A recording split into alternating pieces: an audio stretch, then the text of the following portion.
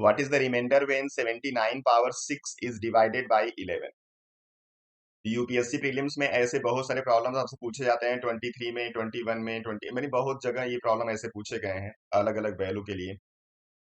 तो इसका आंसर अलग अलग तरीके से दिया जाता है, तो मैंने जिस तरीके से वहां पे डिस्कस किया है वैसे हम इसको डिस्कस करने यहाँ पे जा रहे हैं।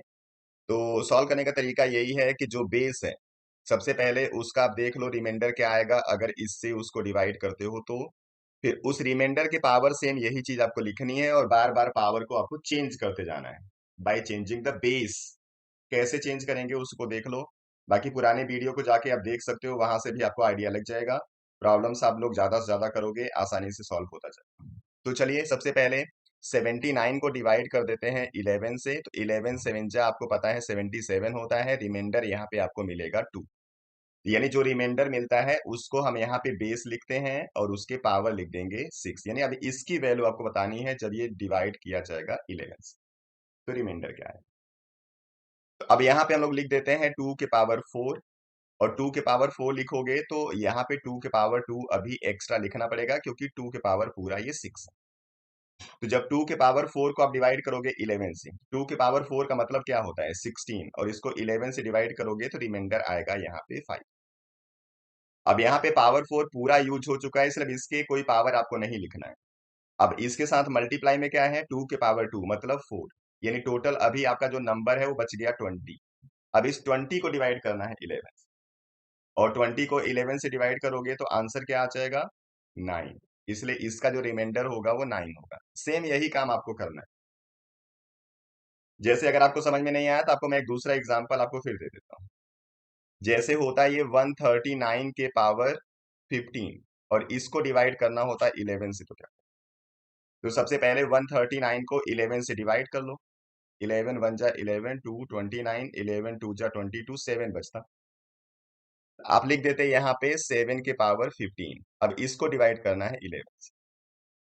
अब 7 11 से डिवाइड होगा नहीं, इसलिए आपको यहाँ पे बेस को थोड़ा बढ़ाना पड़ेगा, उसी हिसाब से पावर कम हो जाएगा। जैसे अगर हम इसको लिखते हैं 7 के पावर 2, तो 7 के पावर 2 लिखोगे तो यहाँ पे लिखना पड़ेगा पावर 7, तब ये हो जाएगा कुल कितना 14 हो जाएगा।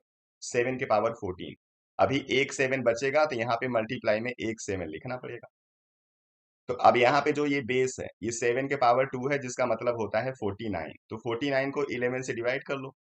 तो 11 4 जा 44 होता है, यहाँ पे रिमाइंडर आएगा आपका 5। तो अब इसकी जगह आप लिख सकते हो 5, तो 5 के पावर हो गया यहाँ पे 7, और एक 7 अभी आपका मल्टीप्लाई में ऐसे है।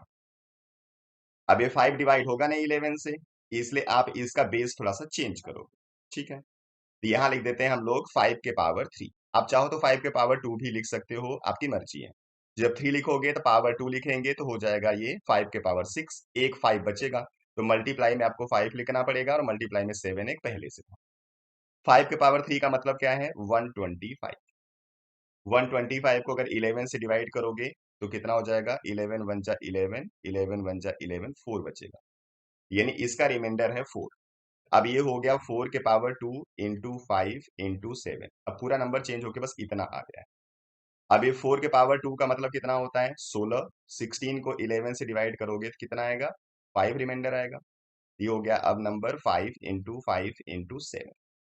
अब तीनों को एक साथ मल्टीप्लाई करके 11 से डिवाइड कर लो, या फिर दो दो को एक साथ चेक कर लो, आपकी मर्जी है। जैसे 5 5 को यूज करोगे 25, 25 को 11 से डिवाइड किया तो 11 2 जा 22 हो गया, 3 रिमाइंडर बच गया, तो इसकी जगह लिख दोगे 3 और ये लिख दोगे 7, तो 7 3 जा 21 हो गया।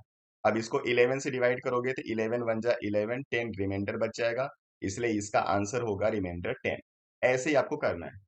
तो चाहे जितना बड़ा नंबर देगा बेस में, चाहे जितना पावर बड़े में देगा, आप इस तरीके से आसानी से सॉल्व कर सकते हो। ठीक, चलिए नेक्स्ट वीडियो में फिर आएंगे दूसरे प्रॉब्लम के साथ। आप लोग पढ़ते रहिए, अपना ख्याल रखिए। Thank you.